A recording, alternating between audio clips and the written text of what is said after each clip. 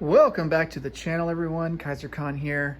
It's been a while since I uploaded a video, so I figured I'd do an update on kind of what's going on. I am gearing up for a series on Global War 1914, and so I've just been trying to get everything organized, and there's a lot to organize.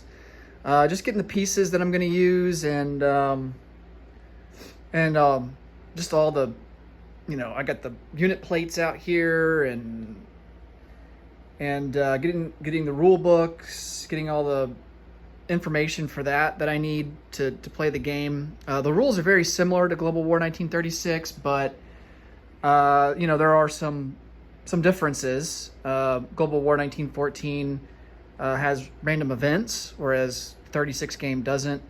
There's also diplomacy in Global War 1914, so that's a really cool mechanic that we'll get to explore.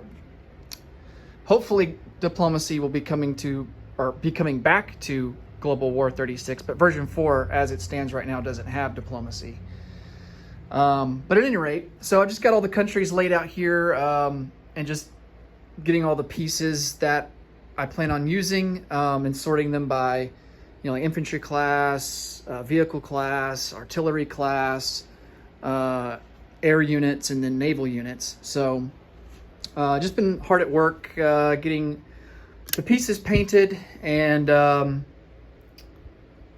sorting through everything here. So here's Britain, and barely have anything for Austria-Hungary yet. I got a couple of camel units, but that's it so far. I've got more pieces downstairs that are in the process of being painted. Some of them are just waiting to have decals put on them. I've been focusing mostly on air units, so I've got just about all the air units done except for just some, like I said, some decaling to do. So here's France. I'm really happy how the planes came out for France. Really cool, especially those strategic bombers, the Farman F-50s. I'm going to zoom in more. So yeah, really happy with those.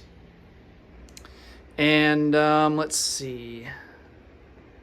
Still kind of a little bit early in the process of doing all this. Still a lot of holes to fill here with the units, but making some progress nonetheless. There's the Ottomans, Russians, United States, which likely, unless if a random event changes it, likely won't get involved in the war until very late. And let's see. There's China. Waiting on some Chinese units to arrive. There's Italy. I've got Italian units downstairs, just waiting to be painted. I'm waiting for the paint to come in the mail. And Japan. And I think for Japan, they don't have as many unit requirements in this game as in the 36 game. So, but I think I'm kind of going back and forth. Should I use like a pure orange color for them, or should I just stick with the pumpkin orange? It's just that the pumpkin orange spray paint is super glossy, and it's I don't know, it just shines more than the rest of the units that I have painted so far. So I don't know, I might revert back. I've got some different shades of orange coming in the mail, and I'll just kind of maybe experiment a little bit and see which one I like the most. But yeah, really excited to get this started, and hopefully sooner rather than later, but I imagine it's probably going to be a little later before I can start putting some content of this game on the channel. So also sort of printed out some of the rules and stuff. Oh, that glare is terrible. Some of the rules. This is going to be just for the random events, but I also have some reference sheets in here for all the countries and kind of the setup, and then technology references, unit references, the terrain reference, and then I think there's the prequel. Yeah, the prequel. I will be starting in 1912 in the spring, so we will do the prequel. leading up to World War One. And then the random events, this is really cool. Really excited to be able to do some random events. And it starts with the prequel.